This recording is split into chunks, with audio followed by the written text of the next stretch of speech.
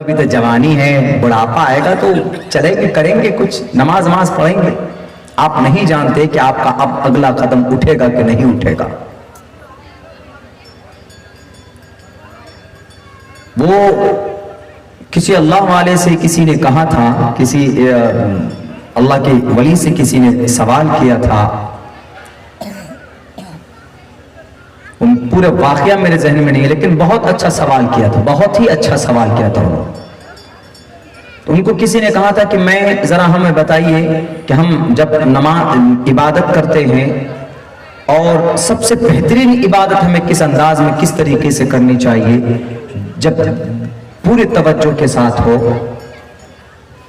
مرنے سے پہلے انہوں نے کہا کہ کل تمہاری موت آ جائے گی، کل تمہاری موت آ جائے گی۔ تو آج اس نے جو نماز پڑھی ہے نا، جب کسی آدمی کو پتا ہو کہ میں کل مرنے والا ہوں، آج پتا کیسے نماز پڑھے گا وہ بیوی بال بچہ سب کو بھول جائے گا، کھانا بھی بھول جائے گا کہ نہیں میں کل مرنے والا ہوں، اے اللہ میرے سارے گناہ معاف کر دے، روتے روتے آنسو ختم ہو جائیں گے اس کے۔ لیکن اگلے دن ہوتے ہی فوراً موت آئی نہیں، آ کر شکایت ہے کہ موت تو بھی نہیں۔ کہا کہ ارے ہر دن کو تم کل سمجھو کہ میرے کل موت آنے والی ہے، ہر دن کوئی ضروری نہیں۔ ہمارا ایک دوست تھا، میں واقعہ بیان کرتا ہوں کہ میرا ایک دوست تھا، ہم اس کو کہتے تھے کہ بھیا ذرا چلو اللہ کے راستے میں کہیں پر کچھ کر کے آتے، نماز کیوں نہیں پڑھتے تم، نماز چھوڑ دیتے۔ کیا بولتا تھا؟ ارے ابھی تو جوان ہوں میں، 25 سال کا ہوں میں، 25 years old, what is need to offer salah 5 times a day in the rainy season, in the cold season؟ کیا ضرورت ہے ٹھنڈی میں گرمی میں تم نماز کرتے رہتے؟ جاؤ تم پڑھو، بڑی صوفی بنتے ہو تم نماز پڑھنے کی، جاؤ پڑھو۔ لیکن ایسا ہوا کہ بیچارہ گھر کے لیے نکلا، کسی وجہ سے بیچ میں راستے میں اس کی موت ہو گئی۔ 2 دن نہیں گزرا تھا، اس کو یہ بولے ہوئے کہ ارے پوری زندگی پڑی ہوئی، لیکن 2 دن نہیں گزرے، گیا ایسی موت ہوئی کہ اس کی لاش بھی نہیں ملی۔ ٹرین سے گرا، مغل سرائے کے قریب تقریباً اس کی موت ہوئی۔ اس کا چھوٹا بھائی بھی ساتھ میں تھا، اس نے اپنے بھائی کو دیکھا گرتا ہوا، اس کا بھائی بیچارہ پریشان تھا، ٹی ٹی کو تو نہیں، آدمیوں کو کہا رات کو 2 بجے وہ گیٹ پہ بے وقوف بیٹھا، اس لیے گیٹ پر مت بیٹھے ہمارے نوجوان، کوئی بھی کام آپ کرتے ہیں، بائک چلاتے ہیں، کار چلاتے ہیں، سیفٹی دیٹ از کمپلسری۔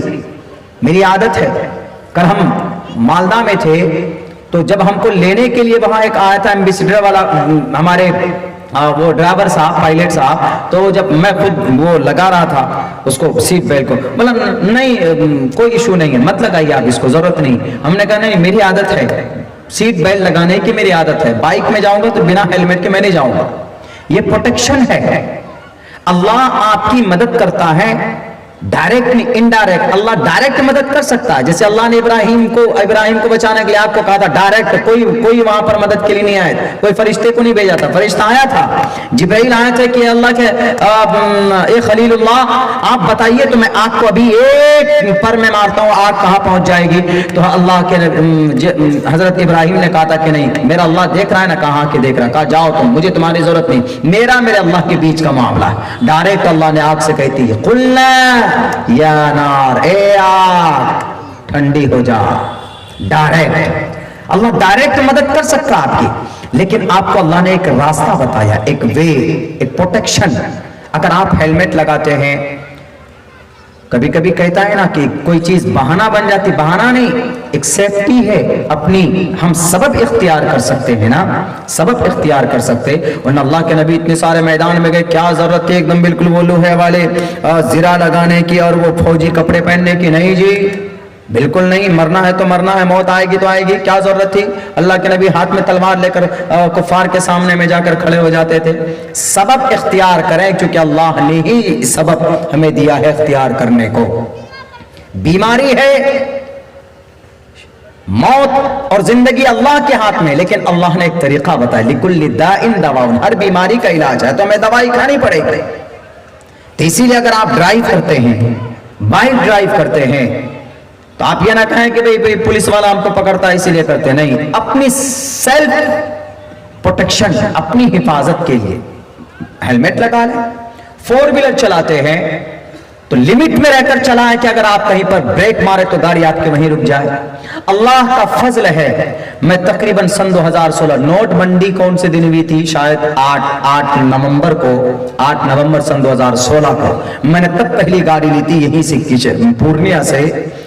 اس وقت سے لے کر آج تک ہم گاڑی ڈرائیو کر رہے ہیں اور خصوصاً زیادہ میں ڈرائیو کرتا ہوں, ہمارا جب ڈرائیور ہوتا تب بھی رات کو میں چلاتا ہوں, آج تک مجھے ایسا نہیں لگا کہ کبھی ہم سے مس ڈرائیونگ ہوئی ہو.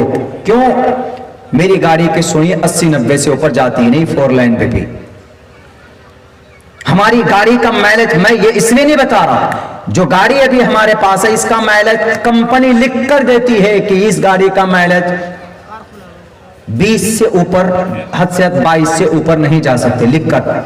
لیکن میں نے اس کو فوٹو کھینچ کر کے دکھایا, میری اس گاڑی کا مائلیج 28.6 میں نے اس کو دکھایا.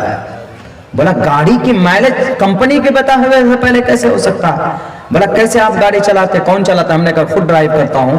اور ہائی وے پہ کنٹینیو 200-250 کلومیٹر اگر آپ گاڑی 70 سے 80 کی سپیڈ پہ چلاتے ہیں تو آپ کی گاڑی آپ کے بتائے ہوئے گاڑی کمپنی سے بھی زیادہ مائلیج دے گی آپ کی گاڑی. پروٹیکشن یہ ہے کہ آپ جہاں چاہیں گے وہیں گاڑی کو روک سکتے ہیں. ہوتا یہ ہے کہ گاڑی 110-120 سامنے کچھ آیا, بریک مارا تو نہ خود سمجھے نہ گاڑی سمجھی, پتا چلا کہ گاڑی کے اوپر ڈرائیور کے اوپر گاڑی, گاڑی کے اوپر ڈرائیور. پھر آدمی اسی کا ہو جاتا ہے, 3-4 ٹکڑوں میں بٹ جاتے ہیں پھر وہ بچے ہمارے. نہیں, اس طریقے سے مت کیجئے. آپ کی زندگی ہے, ایک میتھڈ ہے, ایک طریقہ ہے. آپ کی اس جوانی کی زندگی کو اللہ تبارک و تعالیٰ نے بہت ہی انمول بنایا.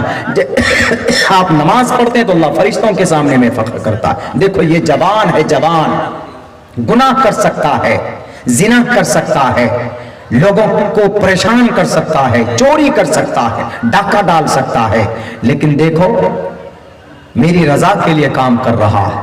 اسی لیے میں کہا کرتا ہوں کہ میرے جوانوں, اپنی جوانی کو برباد مت کیجئے, ضائع مت کیجئے اپنے وقت کو, بیزی رہیے, کچھ نہ کچھ کیجئے کام. یوں ہی ہاتھ پہ ہاتھ دھڑے مت رہیے, سرکاروں کی طرف نگاہ اٹھا کر مت دیکھتے رہو کہ ہم کو جاب دے گا, جاب دے گا, نوکری دے گا.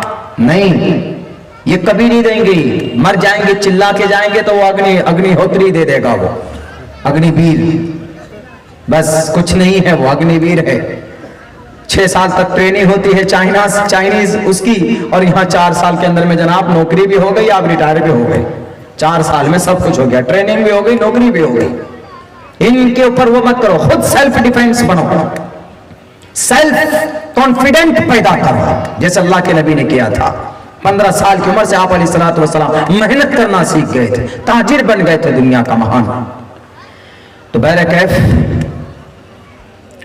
اللہ سے دعا کرتے ہیں کہ اللہ تبارک و تعالیٰ آپ کے اس جلسے کو, حضرت مولانا بڑی محنت کرتے ہیں, بہت زیادہ متفکر تھے کہ آپ آئیں گے کہ نہیں آئیں گے. میں نے کہا کہ مولانا الکریم اذا وعد وفا, اللہ کی علاوہ مجھے آپ کے جلسے میں آنے سے کوئی نہیں روک سکتا. میرے دل نے کہا, میں نے وعدہ کر لیا ہے, انشاءاللہ پہنچوں گا تو پہنچوں گا آپ کے جلسے میں. کیجئے, مدرسے کے بینر تلے ہیں, بہت اچھا کام کر رہے ہیں آپ قرآن و شریعت کو بچانے کے لیے آپ پروڈکٹ تیار کر رہے ہیں. اللہ آپ کو, آپ کے گاؤں والوں کو, آپ کے اراکین جلسہ کو کبھی بھی ضائع نہیں کرے گا.